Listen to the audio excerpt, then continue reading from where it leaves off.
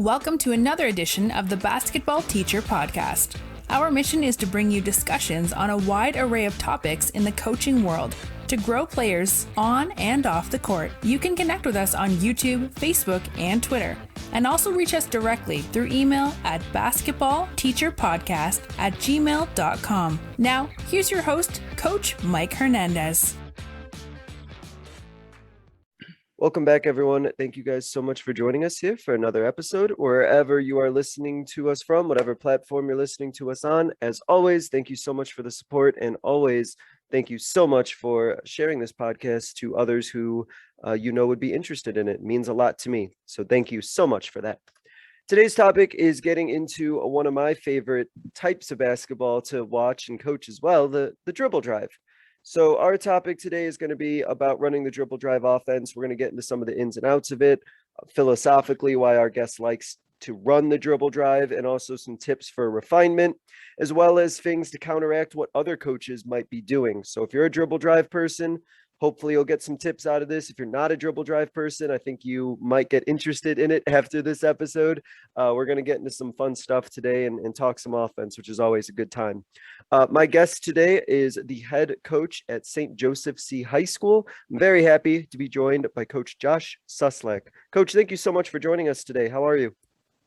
I'm great. Thank you for having me. Appreciate it. Yeah, absolutely. And love talking offense. And I always really like getting into dribble drive. So looking forward to this one a lot. So Coach, let's go ahead and get started with your journey, your coaching journey, your basketball journey. Where is the game taking you? Where's your coaching journey taking you? And what were the steps along the way that got you to St. Joseph C. High School? Well, I think I've had a very long and, certainly unconventional path with my basketball career and getting into coaching. When I was young, I mean, as long as I can remember, basketball's been a part of my life.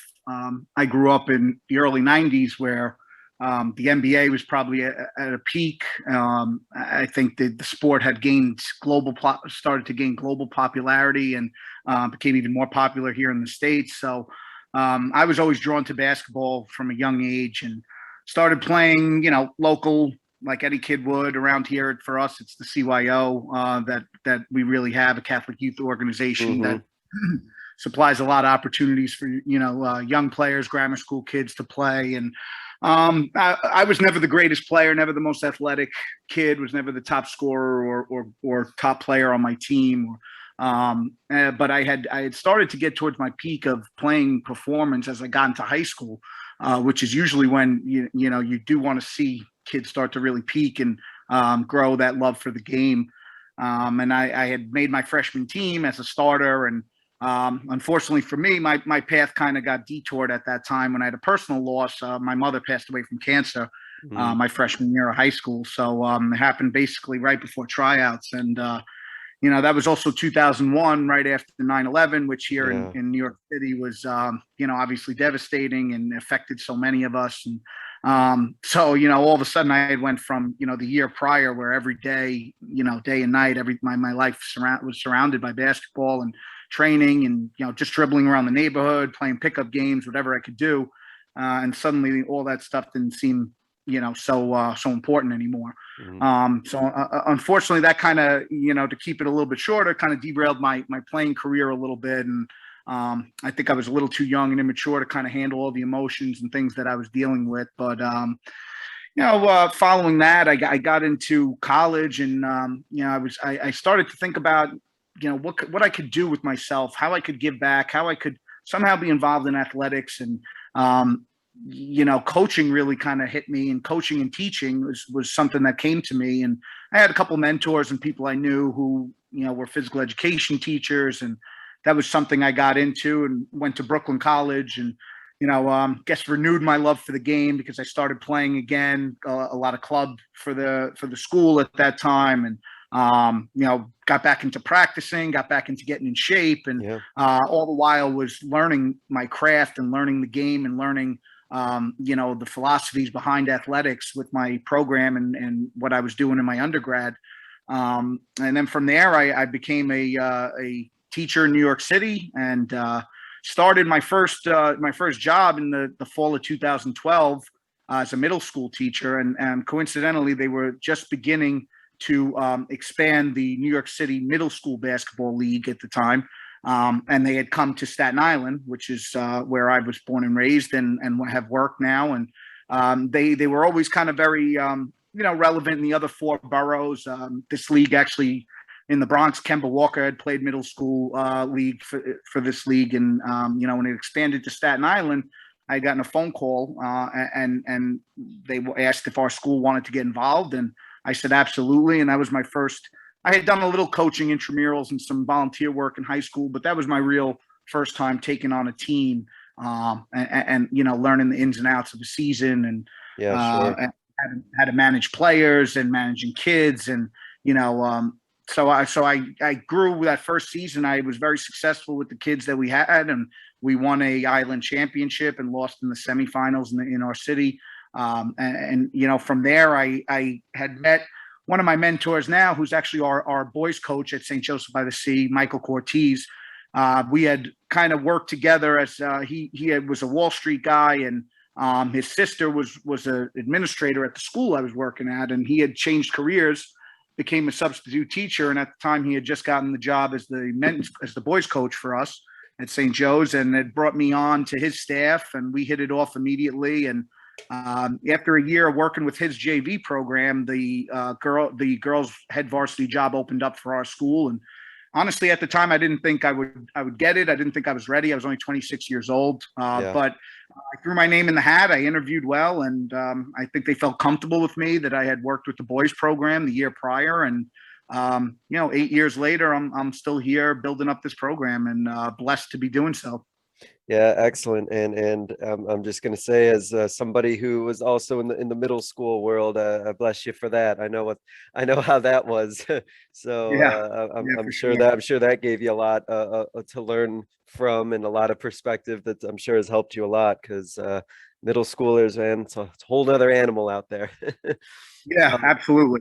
So we talked a little bit about this off air, but I wanted to touch on it with you on air now about the season. I know, especially for you in your area in New York, was very different than perhaps other situations that coaches had last year. So I want to talk about how your team is kind of looking to move on after, I guess, the lack of season that you had last year. How did you kind of navigate the storm, kind of keep the team together, and still be able to stay focused and be ready for this upcoming year?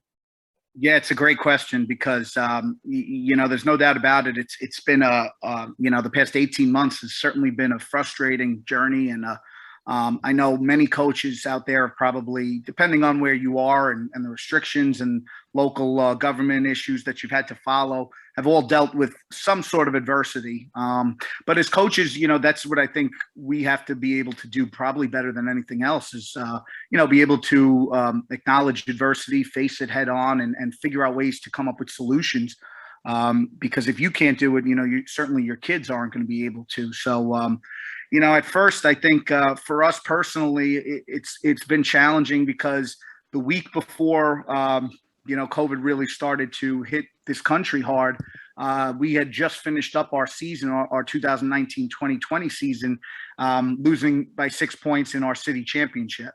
So right after that, I mean, I did have one senior who went on to play Division II college basketball at Pace University, but other than that, I was returning a big chunk of those kids. And the one thing I told them in the locker room after we lost that championship was, there's a lot of situations in sports and history. You can look back at teams that get to that final, get to that championship, but aren't quite ready to get over the hump. And then the next year they come back and they're the team to beat, and they make a big run. And I certainly felt that was going to be the case with us, because we had brought back a lot of our pieces, as I said, and we had good leadership on the team. And we were looking forward. We had also brought in a freshman phenom in our local area that was going to come up and get some minutes on the varsity right away. So, and not only that, I think, when you're in a league, in any kind of conference, you also got to always look at your opponents, right? You always got to scout who you're going to see every year. And the fact was our was kind of going to be a little down last year. So, we were poised to take advantage of that. And I really felt, and still tell people to this day, that we were the favorites last year, but really not worth much when you don't have a get a chance to prove it, So that was kind of just a little background on where we were as COVID started. And then I think it just became a challenge on how to keep the kids engaged through this whole thing, because it was very easy for kids at that time where, I can't imagine how difficult it was for them dealing with being home for school. And I've certainly, as a teacher and as a coach, I've been very close to it and have seen how deeply it's affected a lot of our youth, taking a year and being home every day, not being able to socialize, not being able to be in the classroom.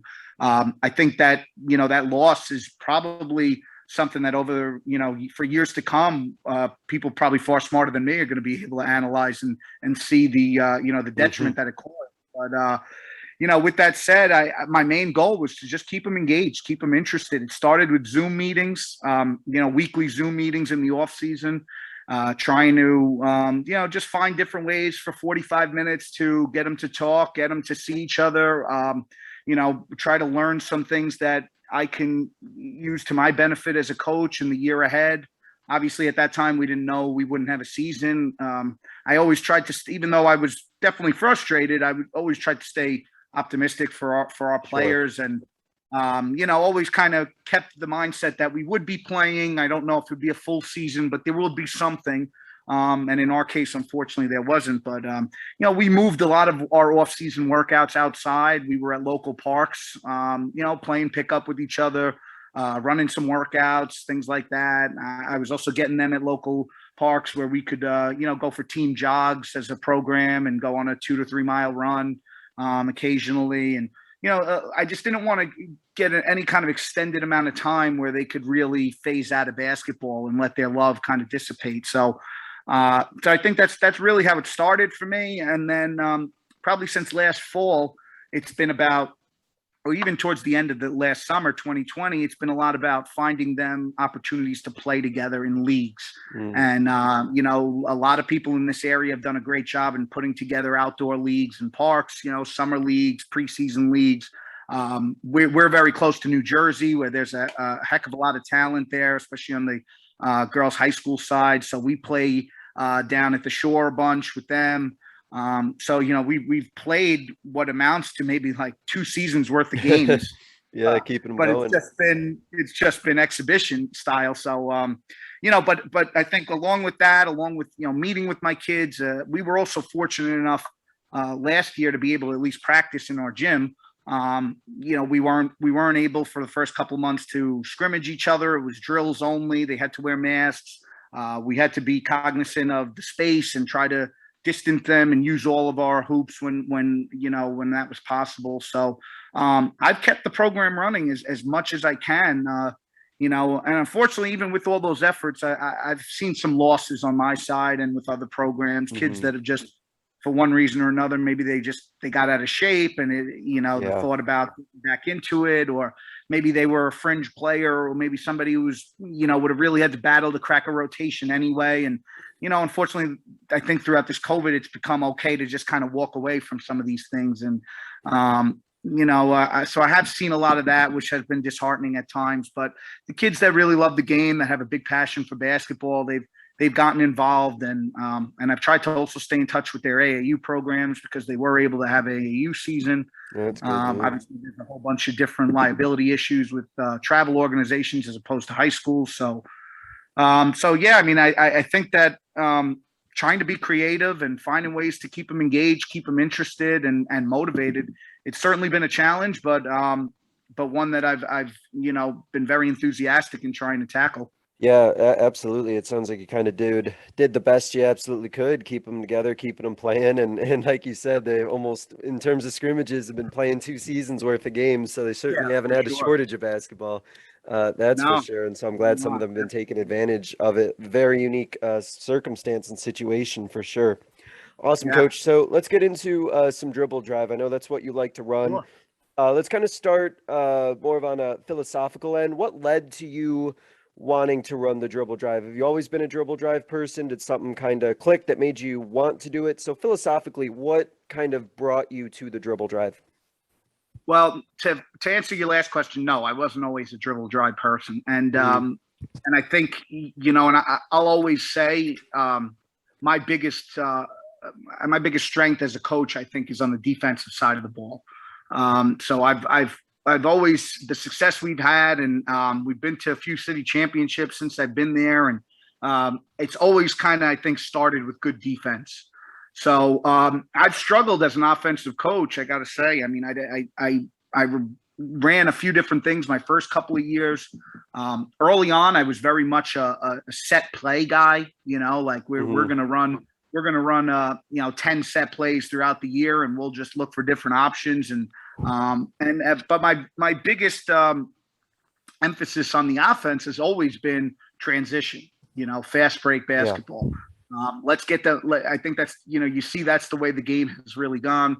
I don't think I've had many teams where I've ever wanted to slow it down. I've always tried to take advantage of defense getting back on their heels and finding ways to attack them that way and get quick points, and then hopefully get up into pressure situations and try to gain some momentum that way.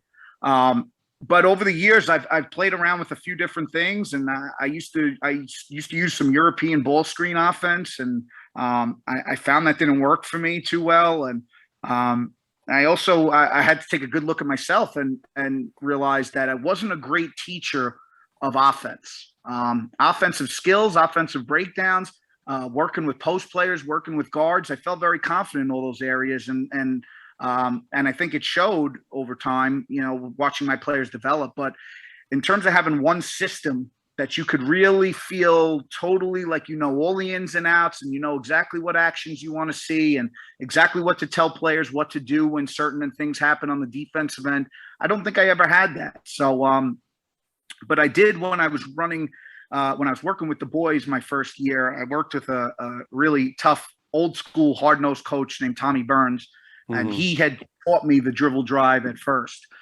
He introduced me to it, really.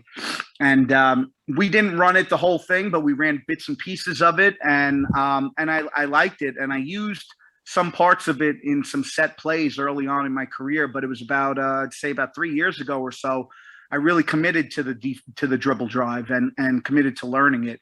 And anybody who's a dribble drive enthusiast knows it starts with Vance Wahlberg, the godfather of the dribble.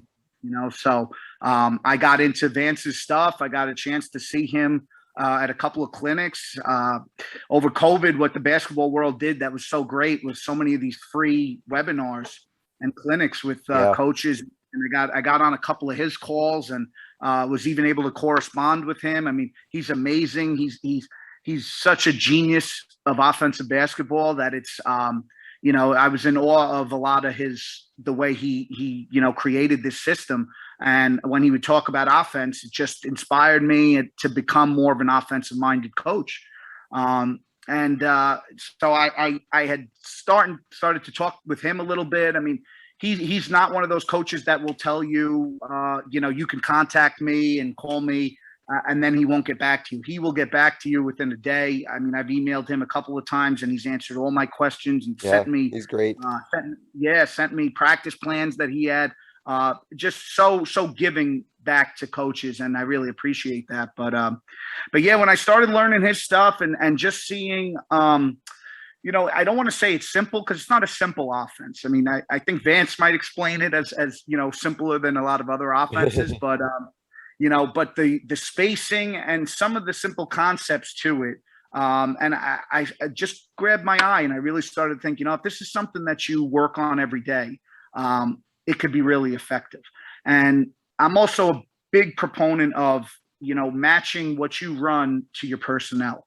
Yes. I think older coaches that are maybe, kind of set in their ways, or have seen success with certain things, maybe aren't as adaptable, and some are willing to adapt to whatever they have. But you see that now with a lot of younger coaches that, you can run different things based on the year, and especially on the high school level, where you're not handpicking always exactly who's going to be on your team year to year.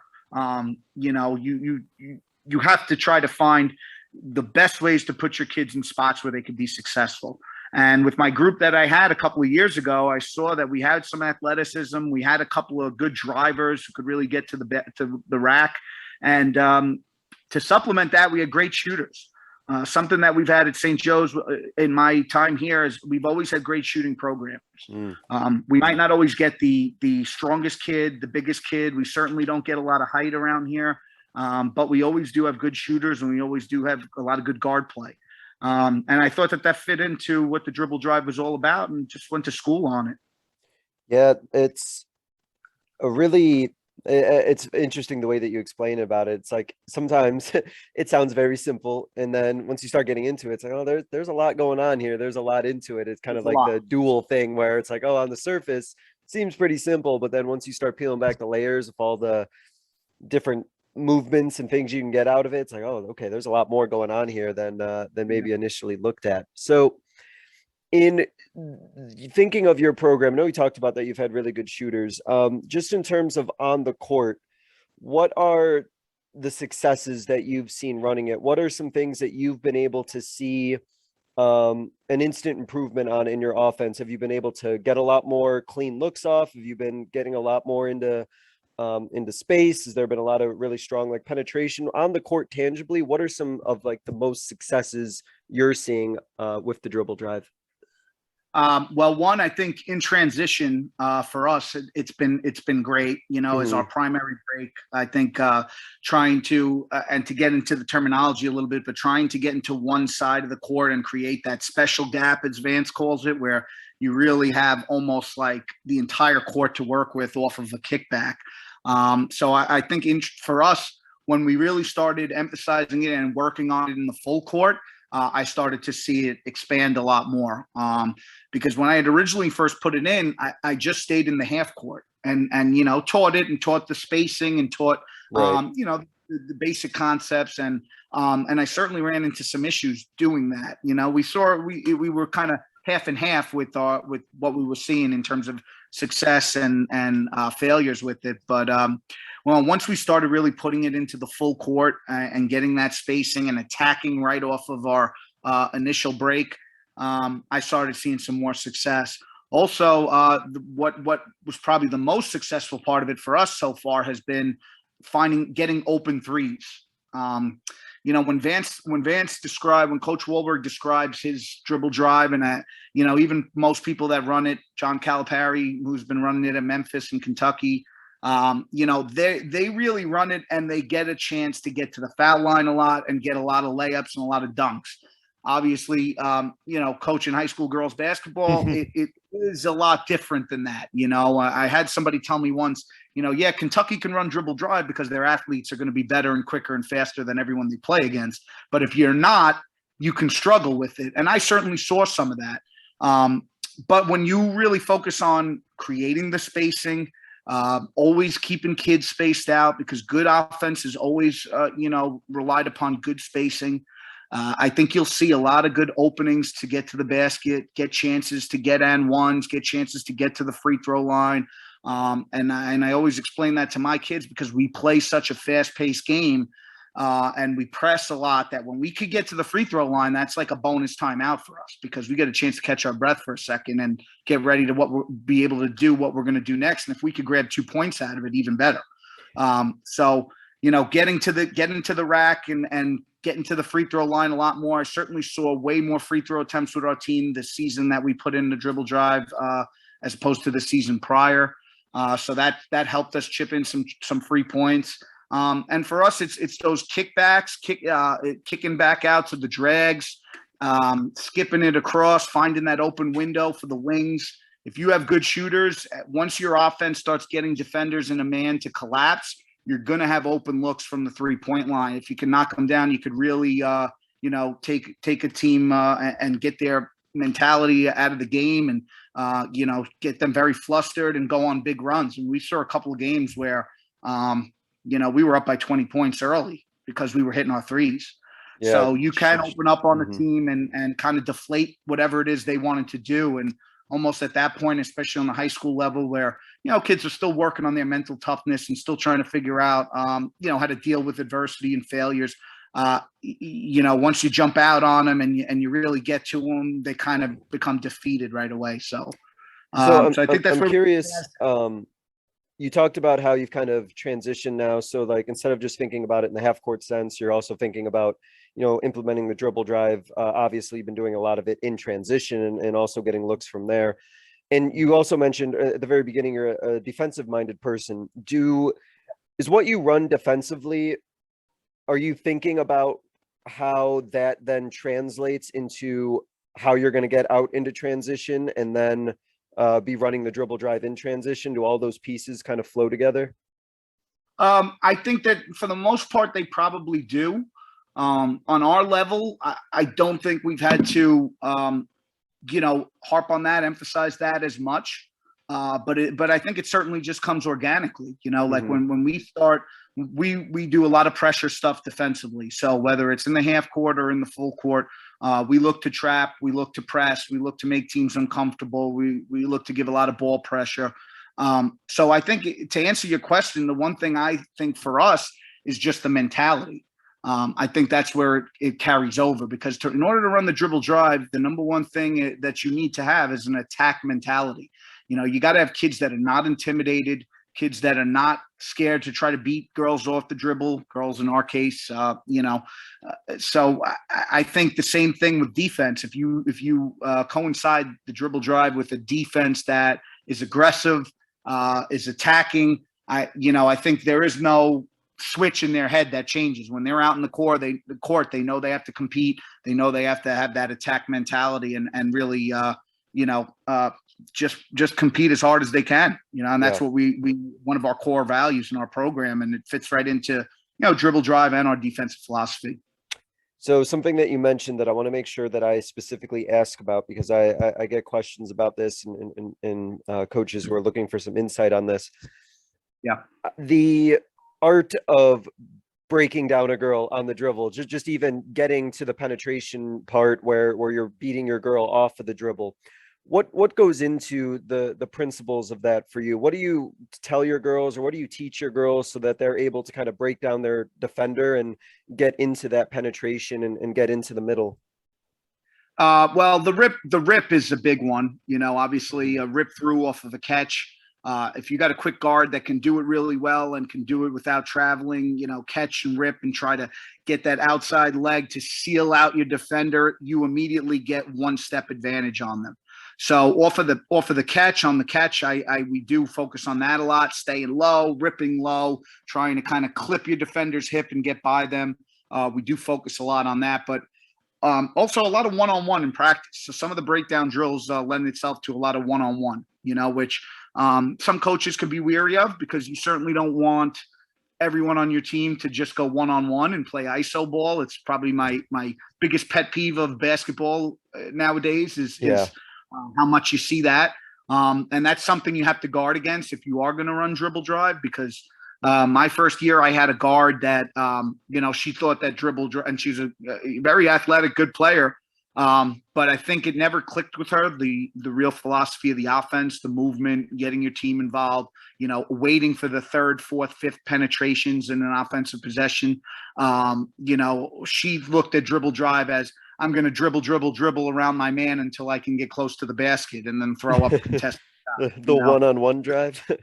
Yeah. So that, and then you have four other girls standing around, and it just it's not going to work. So, that's certainly something that you do have to kind of guard against. But yeah, a lot of one-on-one stuff, and ball handling, and and the fact of the matter is, you got to be able to have some athletic kids. You got to be able to have some quick guards, kids that can beat people off the dribble. That's part of their game, So if you don't have that, the dribble drive might not be as effective for you.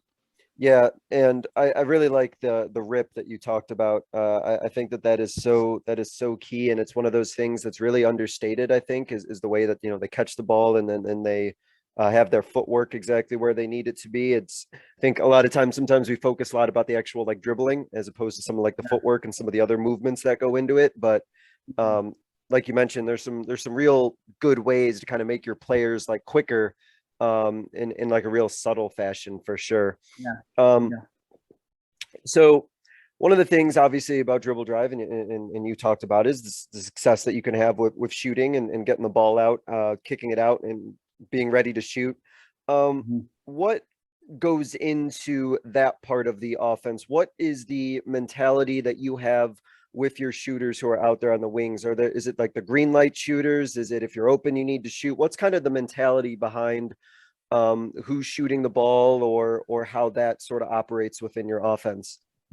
Yeah, well, I would think, the higher the level that you play on, the more you have to really hold your shooters accountable.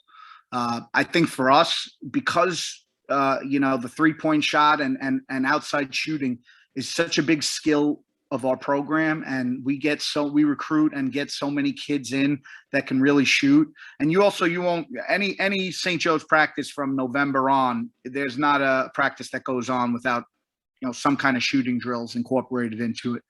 So it's really getting them to practice and become better shooters overall. But I also think it's, for me, it's a green light philosophy for the most part. Mm-hmm. There might be certain times where I have kids that I don't give them a green light, and I talk to them about it. But generally, our top 4 or 5 shooters in the team, anytime they're open, they have a green light.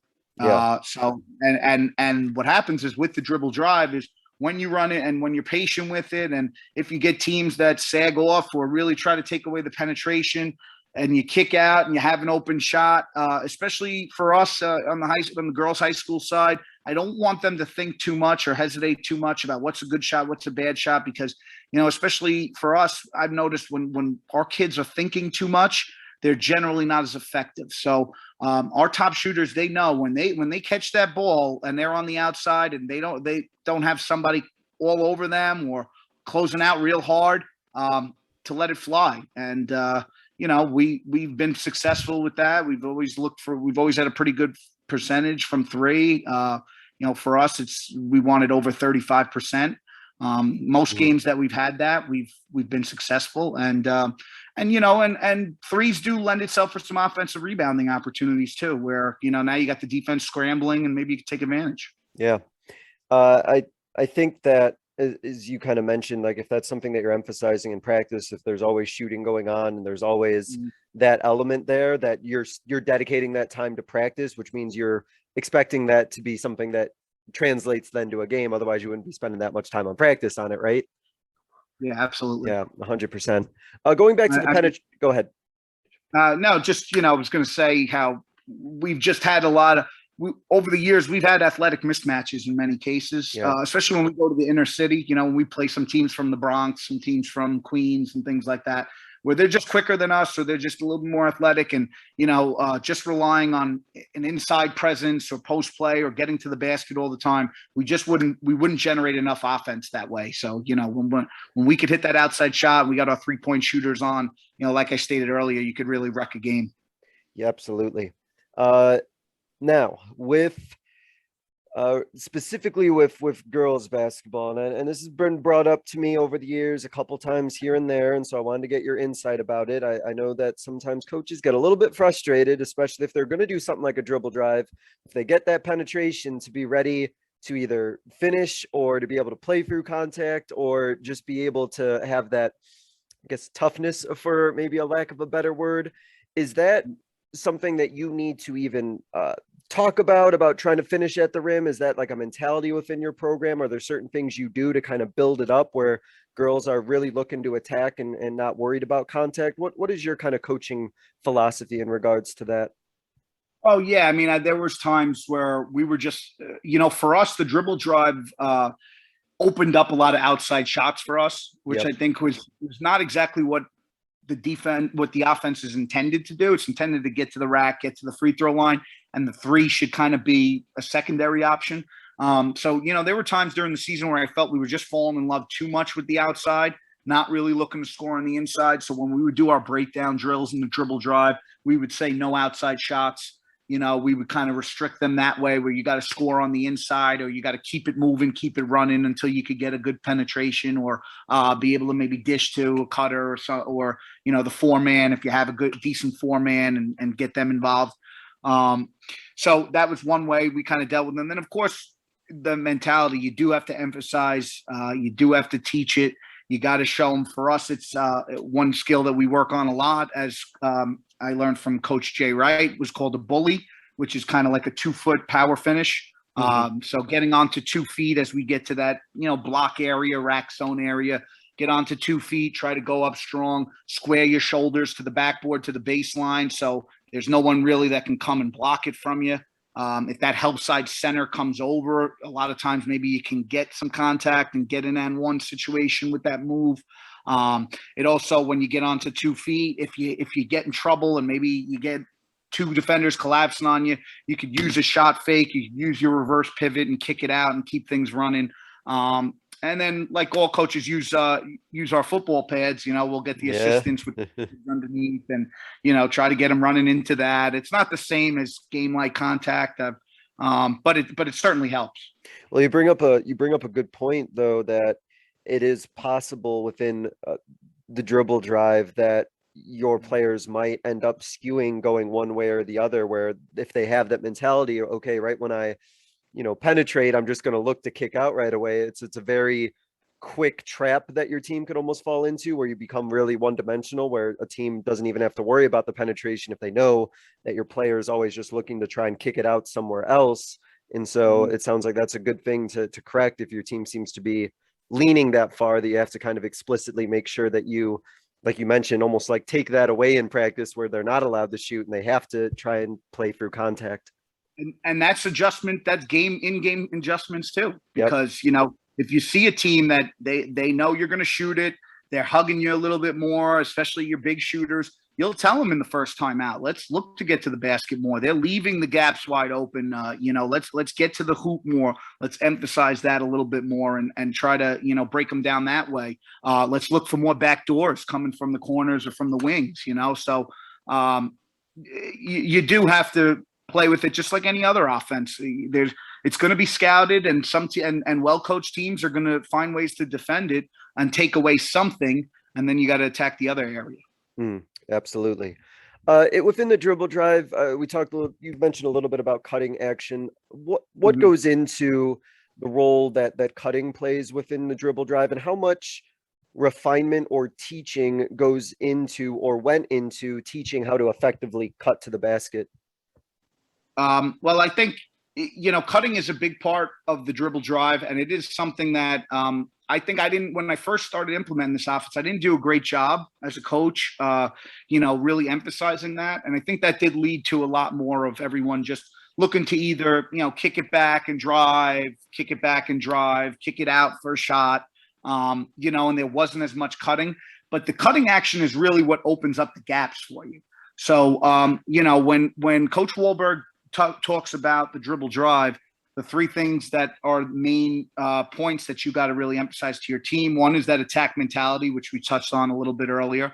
And then 2 and 3 is good spacing and creating gaps. And the way you create gaps sometimes is through those good cuts. And I also talked a little earlier about transition. One of my favorite parts of the dribble drive in transition is when you get the ball ahead to the 3 side, which is generally the left side of the floor. And then the guard can do what's called a corner cut, and cuts directly right to the corner, cuts almost right in front of the ball to the corner. And what that does is it opens up so much space for that wing player to now attack middle and find ways to create some offense there. The cutting action is huge, but again, that's something that in the breakdown drills you can emphasize, you could look at a lot. And it really most of the cutting action starts at the top with the 2 slot players, with the 2 guards, and any time that you pass it from in this offense, the number system they use is the 5 is as like a second point guard. So the 1 and the 5 are up top. Anytime the ball goes from 1 to 5 or 5 to 1, that kid should completely cut across. And what opens up what, Coach Wahlberg talks as a double gap, where most players can be able to penetrate those gaps. Double and triple gaps and I know going into the terminology, maybe not everyone. Yeah, but that's really what you want. That's your goal in every offensive possession in the dribble drive, is creating that. Without the cutting action, it really won't happen. So. Yeah, and that just goes down to also, as getting the spacing and the spacing that the cuts can create, and like you said about the single gaps, or the ideal double gap that would create as well. Did you find that there was anything that had to go into teaching how to cut effectively and how to make a strong cut, or is it just something you're like, I need to make sure I'm just emphasizing it and just holding my girls accountable to it? Probably a little bit more on the emphasis part. You know, there's I think if it's something that if it becomes something that you see on film as an issue for your team, you might want to break it down a little bit more and just work on some of that cutting action. The main thing I always tell my kids is that, you know, to be strong with their cut, you know, really try to own that area, attack that space.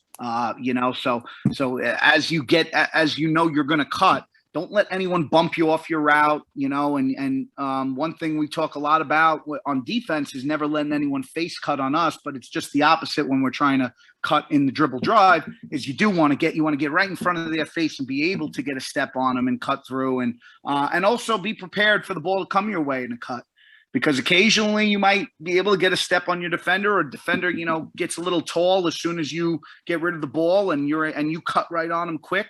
You got to be confident in your cuts. You got to be quick with them, and you got to really commit to it. You know, it's probably the biggest emphasis that I give my kids.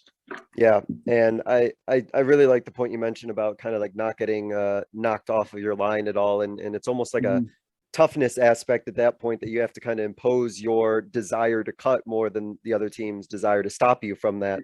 Yeah, and two more quick things on that. Yep. One that I didn't mention earlier is finishing your cut. So a lot of times the cut, you're not going to get the ball on the cut. You know, I mentioned that sometimes it'll come your way. You get a step on some, but 90% of the time that ball's not coming your way. You're cutting to open up space. But then you can't stay in no man's land, you know? So once you get low, once you get through your cut, you got to get out, you got to replace, you got to keep figuring out ways to create space.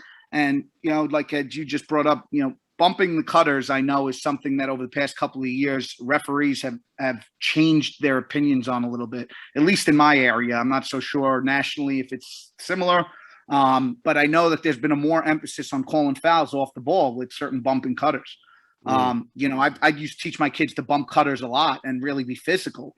My first couple of years coaching was the big part of, like, you know, if someone's going to cut, we're going to make sure they know we're there. You know, we're going to be physical with them.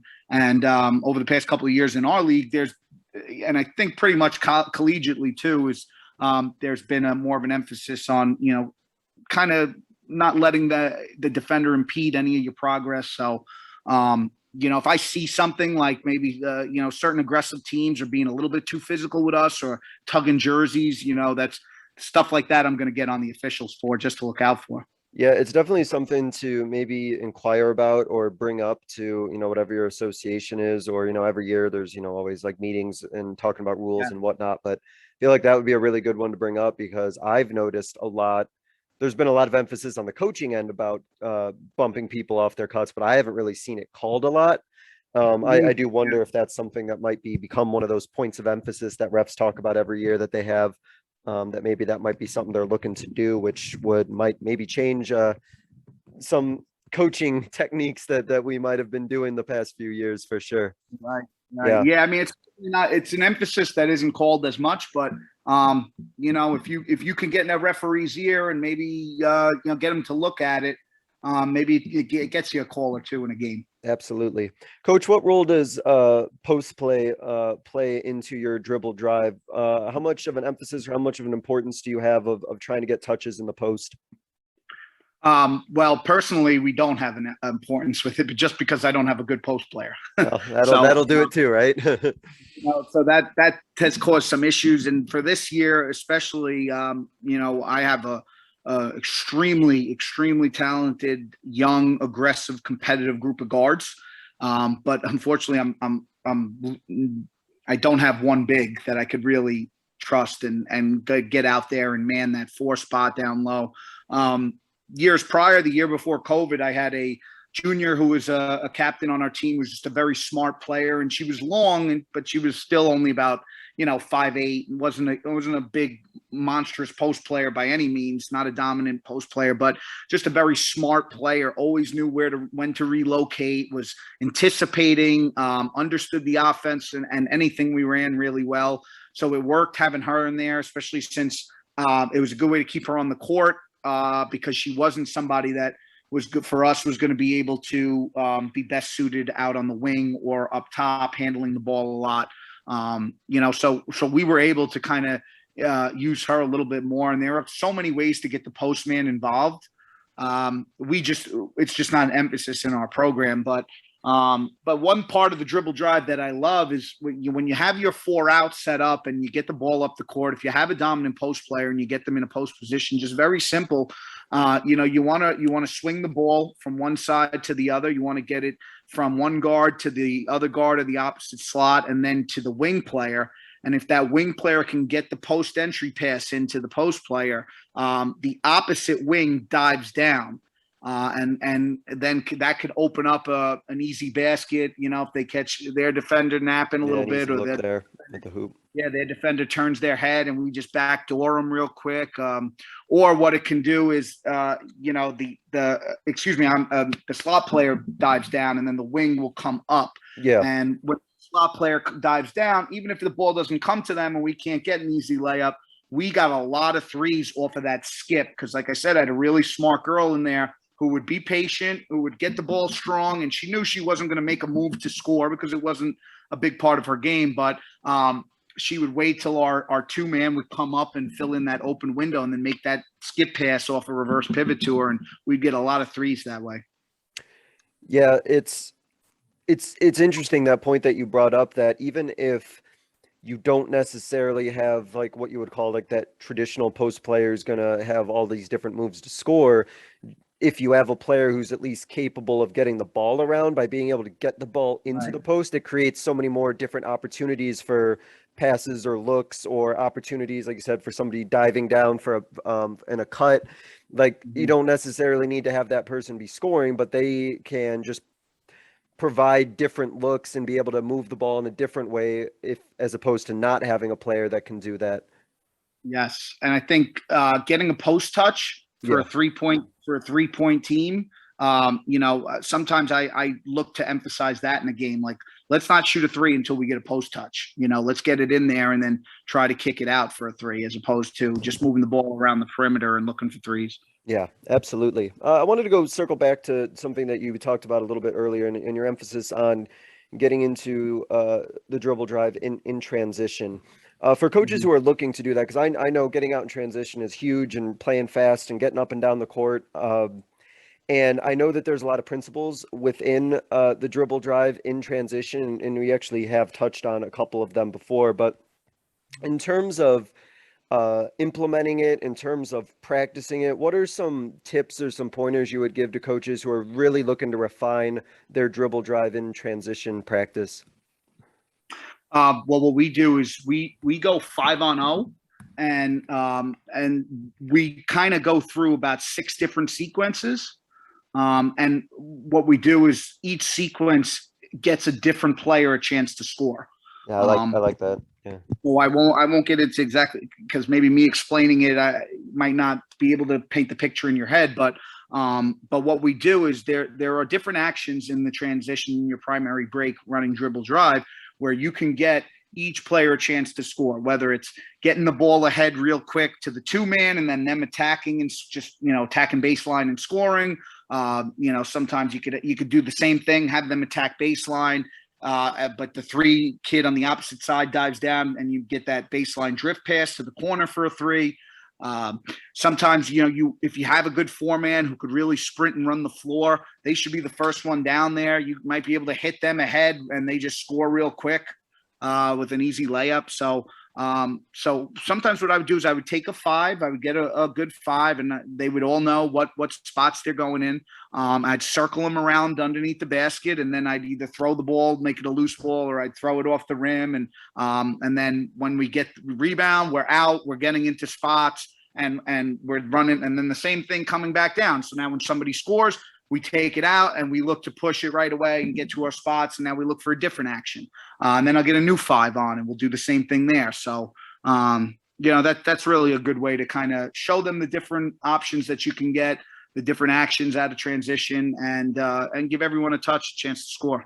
I really like the idea of getting everybody a touch, I think it just does a really nice job too of letting the players just kind of see all the different like options that are available and what it looks like. And as you mentioned, I think like starting in that 5-on-0 and just making sure that like everybody gets their individual responsibility down and sees what it looks like if they get a touch, kind of start Yep. from there, and then it just sort of builds up where they can I'm assuming then, kind of see it more in those game like situations, like, okay, here's the situation, all of you have, touched the ball in our 5-on-0 situation. So now in this specific situation that we're in, like what is the best look for us to get to, and almost in a way kind of break it down like that. Yeah. And you could do it a little differently where, you look for the same action every time. So earlier, I kind of just spoke about my favorite part of the dribble drive in transition is something called the special gap, which opens up a big part of the floor for your offense. And there were times we would just run it up and down 4, 5, 6 times and run that same option every time. If it's something that you wanted to focus on or really wanted to hammer home, so it all starts with 5-on-0, and it's going to look good in practice when you go 5-on-0. Looks perfect, right? But then once your kids have it down, start throwing some defenders back there, at least a couple, and have some waiting at half court, maybe send 2 or 3 down, and just try to make it as live as possible. Yeah, and going along with that kind of leads perfectly to a follow-up question about the dribble drive. In order for the dribble drive to run really well, we know that it requires strong decision making and some pretty strong player IQ. And you talked about a former player of yours who had a really strong basketball IQ. How do you and your staff kind of build that basketball knowledge or player IQ so that they're making the right decision if they do have the ball, or even if they don't have the ball?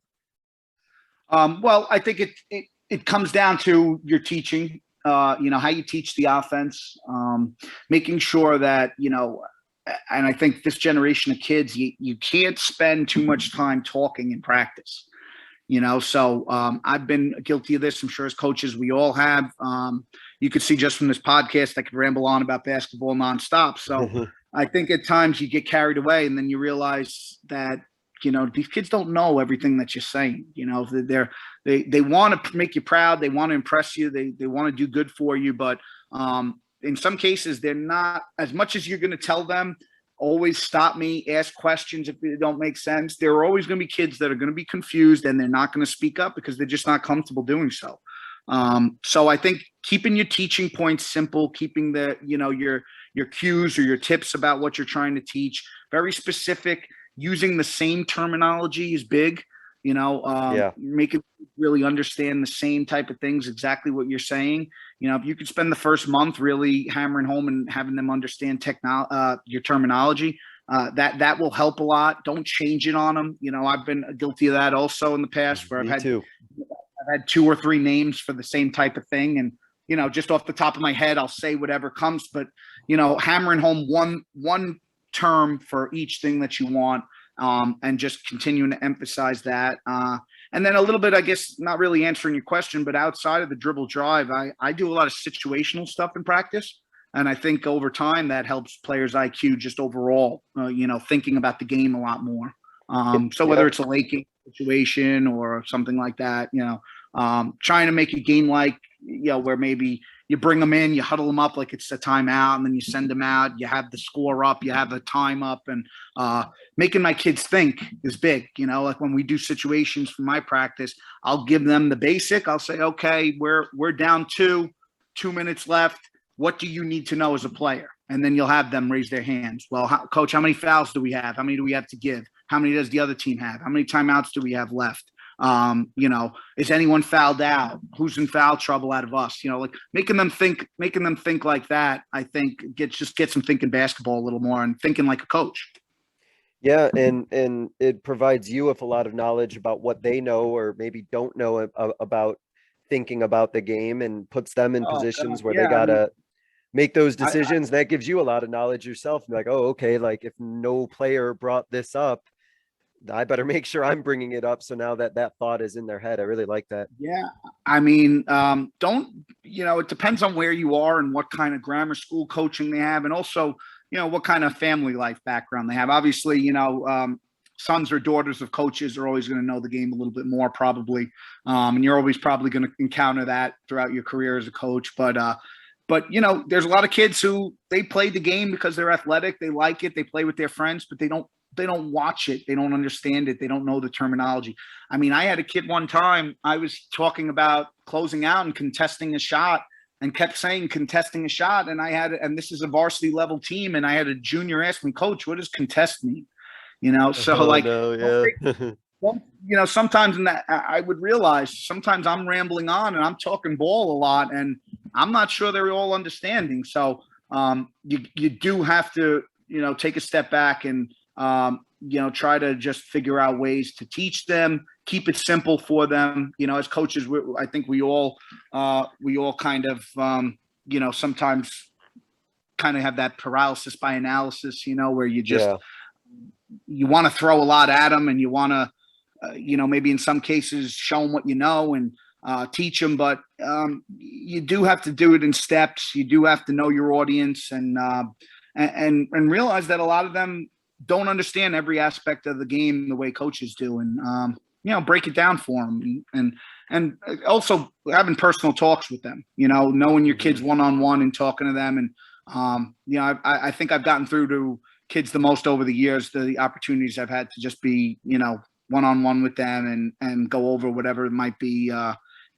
confusing or something that might come up in practice a lot that they don't really understand too well. Yeah, no, I'm 100% in agreement there. And going back to an earlier point of what you said, I think that, and I know it's been a struggle for me, and I think it is a struggle sometimes for a lot of coaches, is we're so invested in the game. We have so much knowledge. There's coaches with, tons of playing experience and then coaching experience, but that doesn't mean that our players need to know all of that and they don't need to hear everything that we possibly know about the game. And that goes back to what you said earlier about like whatever words and terminology you use, be consistent with those. So that way everything is like direct and you don't have to spend time reteaching or having them unlearn something and relearn it a different way. That saves you a lot of time for sure.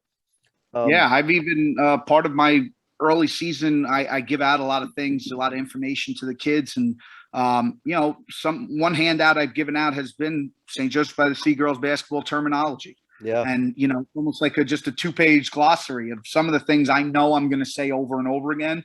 And, at least listen, have it in your basketball folder and check it out and just kind of be familiar with it, and for some kids and the smarter players, they don't need it, but again, that goes back to just don't take for granted, who you have. And it is your job ultimately to teach them, even if their level of knowledge in basketball is low.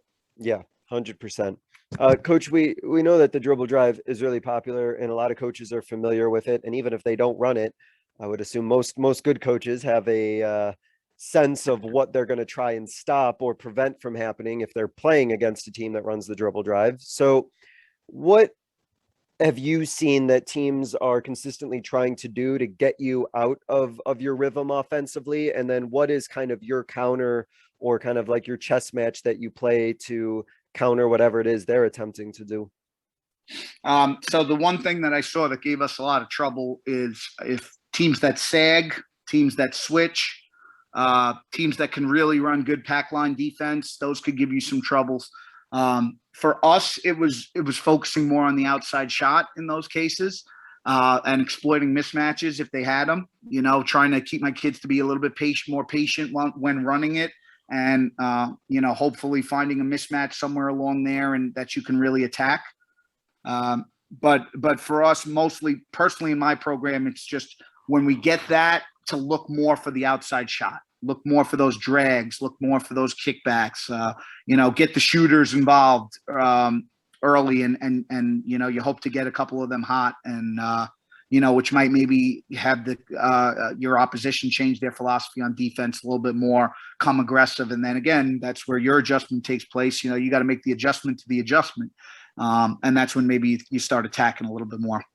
Yeah. And I think one of the key points that you kind of bring up is, I feel like, at least in my experience, especially with girls basketball, I've noticed that a lot of coaches are willing to kind of play the wait and see game when it comes to shooting. And they'll kind of wait to see like what you're all about and see what you can do. And I've known that once, in my experience, once I've seen it where players can knock down a few shots, all of a sudden everything seems to open up. But it has been really important that those players are either knocking them down or getting good looks at it. Otherwise, like you said, it's gonna get real congested real quick. Yeah, and I think also teams might zone you, but for us, we didn't see that much because we had so many good shooters, and because shooting is such a big part of our offense.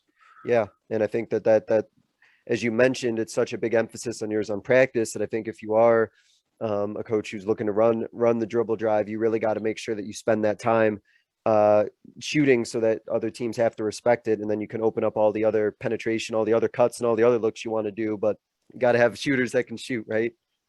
Yeah, I mean that's the main thing. If you don't have any shooters and you really, it's going to be you better have guards that can really get to the basket and finish in a variety of ways. If you don't have shooters out there. Yeah. Before we hit our concluding segment, you did talk about some breakdown drills that you like, or some breakdown drills that you like to do in practice. I know we've touched on a couple of like the 5-on-0 and some of the work that you do in transition. Are there any other breakdown drills that you find really valuable, or you think coaches who might be looking to implement the dribble drive might get a lot of value out of?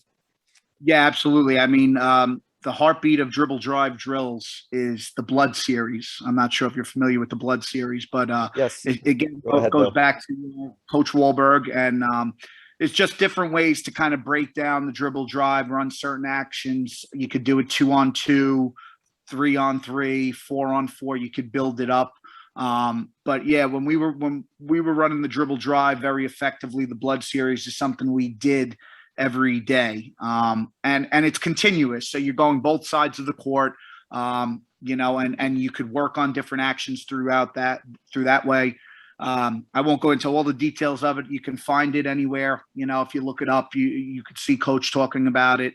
But that is definitely the number one breakdown drill that I would say, at least in the half court. In the full court, we talked about, some 5-on-0 stuff. Also, what I like to call is the 11-man drill. Where you basically are running continuous 3-on-2 action. How I do it is I put a 7-second clock on it, so it's very quick. You're making quick decisions, but it's kind of trying to kind of replicate your opening primary break. You're in transition, 3-on-2 situation. What we want to look for out of that. So I think Coach might call it something different. If you looked up his thing, I think it's called the scramble drill or the Texas drill. Mm-hmm. But there's a couple of different dribble drive drills, obviously, that Vance has out there. And then for us, like I said, there was a lot of shooting involved. So we would break down into Olympic shooting with 3 kids, 2 balls every day. And always that girl without the ball is finding an open window somewhere, and everyone's following their shot. You take a shot, you're following it, you're getting the rebound, you're looking for the kid with the open window, you're making a good skip pass to them. And then it just keeps going, so, and you could run that for a certain amount of time. You could have them compete against each other. The way we did it for, our personal, way we ran it was I had 4 hoops in our main gym that we used. I had 4 groups of 3, and then each day with 2 minutes running it, I would see who has the most makes, and I would kind of number the hoops. I would rank the hoops from champion to beginner, or you can make it up any which way you want, and if you were on that champion hoop or you were on that top hoop, the kids would get into it. That's a good way to compete throughout drills. They would want to stay in that hoop, because if another team beat them, then the next day they got that hoop, Yeah. So I kind of, if that makes sense, Yeah. that was a good way to kind of get a lot of our skips out and shooting, involved. And then I did mention earlier about one-on-one stuff, even if you just, one of my favorite drills is called the alley drill, where we just work on one-on-one in a tight space. Yeah. I kind That's a classic. I use the lane lines extended up to the middle of the court, and we go one-on-one hard at each other, and we put a system to it. Obviously, if you get a defensive stop, your team gets a point. If you get a basket, you get a point. Fouls could be a point. And you get 2 teams competing against each other that way in a one-on-one setting, but you still have a team kind of vibe to it. Keep one team on one side of the cones, one team on the other. Get a fresh 2 every time. So just working on one-on-one that way is definitely beneficial. Yeah, and just to go back to one you mentioned earlier, I love the Olympic shooting, the three players and two balls. I think that's great. So I I'm glad think, that there's somebody else who likes it too. yeah, I mean, I mean, I love shooting drills, but that quite possibly could be my favorite one. Yeah, awesome. Awesome, coach. I know that we could spend forever still talking about dribble drive, but this has been great so far. To wrap up, coach, there's a couple questions I ask every guest. So I'm going to go ahead and get started with this first one. Thinking back on your coaching career, what is a coaching moment of yours that you think others listening would be able to learn from? Well, I would say my first year coaching, I had a player. She was a senior and 3-year varsity player, great kid. She was our captain, our top player. And she had come into senior year with about 380 something points or whatever. And, I'm not sure if it's like this everywhere, but being 1,000-point scorer in high school is a pretty big deal around here. So that was something that it was on her mind from the beginning of the year. And my predecessor at the time, the year prior, had lost a couple of games. I think there were a couple of snow outs, a couple of maybe issues with gyms, but somehow they had gotten shorted like 3 games that they weren't able to make up. And as a young coach, I wanted to, not only for her sake, but I thought for the program to, she was going to be our leader. She was going to be somebody who was going to have the ball in her hands in every possession. I mean, without her, we wouldn't have been able to win 21 games that year and go to a city championship.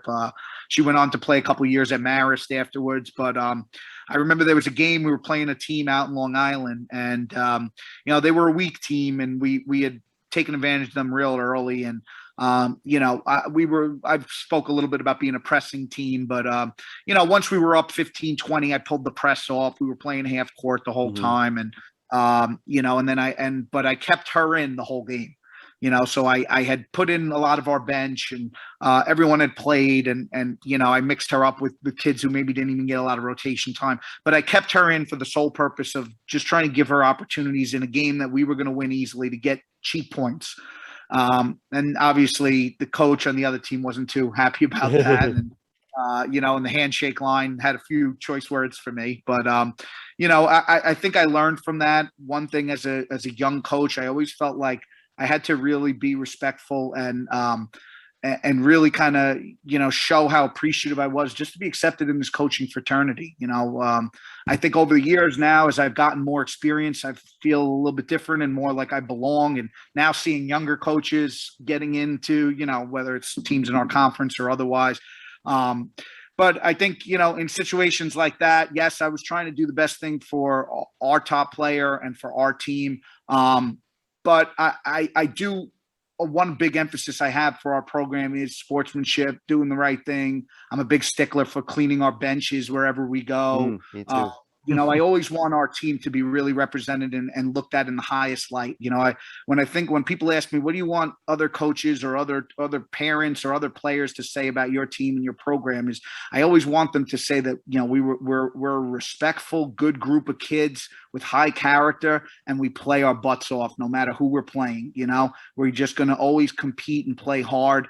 And, but there is that component of sportsmanship, and it's a moment I've thought about time and time again. I'm not sure if I would go back, if I would do anything different, because she ended up getting her 1,000 points, and that was a special moment for our program. And she had just eclipsed it by maybe 30, 40 points. So she may have gotten it anyway, but I think I maybe in that moment had let my love for my team, my players, recognition that maybe we were going to get from her accolades kind of get in the way of good sportsmanship, because I could have at least maybe done a little bit better job in pulling her out and giving her some more blows and just making it even look a little bit better, so.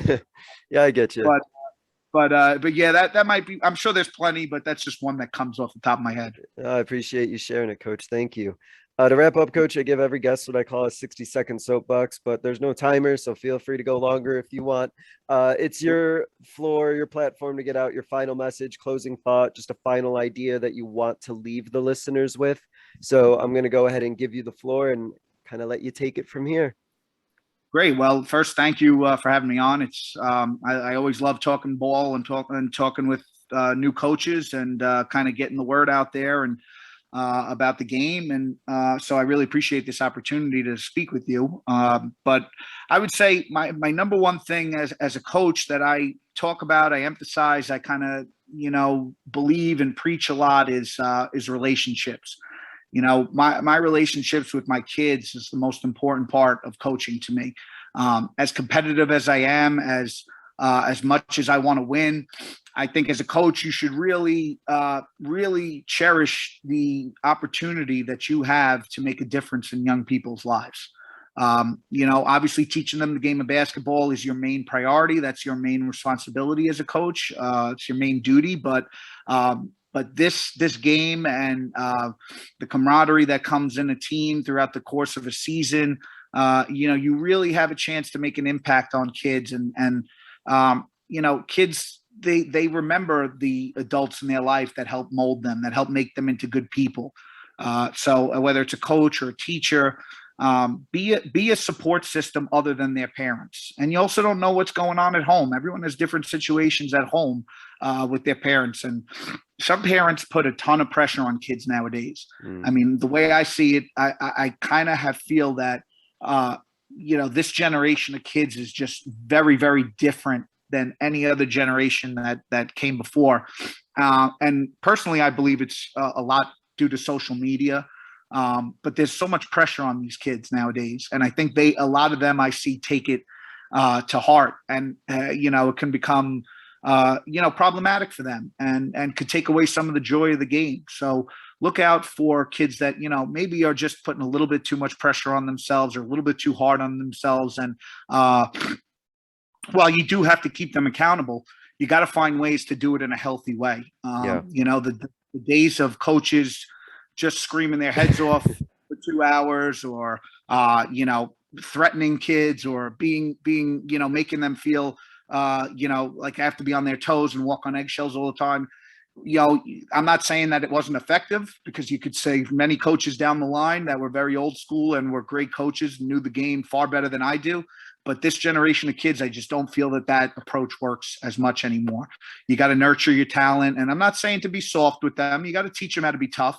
There are certain things where you got to draw the line for sure. But I would say that you really got to look out for your kids' mental wellness first, because in this day and age, especially everything going on in the world today, kids are stressed. Kids are in a tough place, especially dealing with COVID and missing a year and a half of school and or going online for school and things like that. As adults, I think we'll be able to bounce back a lot quicker and deal with it. But kids, who knows what kind of impact this is going to have on them. And as a coach, you have an opportunity to really help them and, build relationships with them and be a positive influence in their life. And that's the biggest reward I get out of coaching, win or lose. So, and I always say, your kids are not going to kids nowadays anyway, they don't care how much you know about the game. Like we were talking before, how much you know. They will only care how much you know when they already know how much you care about them. And that's the biggest piece of advice I could give to any coach is, make sure that they know you're there for them, you have their back, and you're going to build relationships with them, whether they're your best player, your top player, or the last one on the bench who's a reserve and is never going to get any time. You got to find ways to make them feel valuable. And you'll see, they'll meet you halfway when you do that. Yeah, that's one of my favorite quotes that you just mentioned about caring how much you know, but they won't until they know how much you care. It's one of my favorite sayings. So I'm glad you brought that up. Awesome. Really well said. Coach, I want to thank you for spending some time talking about Dribble Drive, talking about your program, and kind of ending there talking about program philosophy and building relationships and all of that awesome stuff that goes into coaching as well. Wish you the best of luck. Hopefully you have a safe season and you're able to have a year without any interruptions or any complications, and that Dribble Drive is running at its full capacity. So Coach Suslak, I want to thank you so much for spending some time, and best of luck going forward. Thank you, Coach. Really appreciate it. And thank you all for listening. This was another edition of the Basketball Teacher Podcast. We will see you guys next time. Thank you for listening to another edition of the Basketball Teacher Podcast. Make sure to connect with us on YouTube, Facebook, and Twitter, or reach us directly through email at basketballteacherpodcast@gmail.com. Take care, be safe, and we'll see you next time.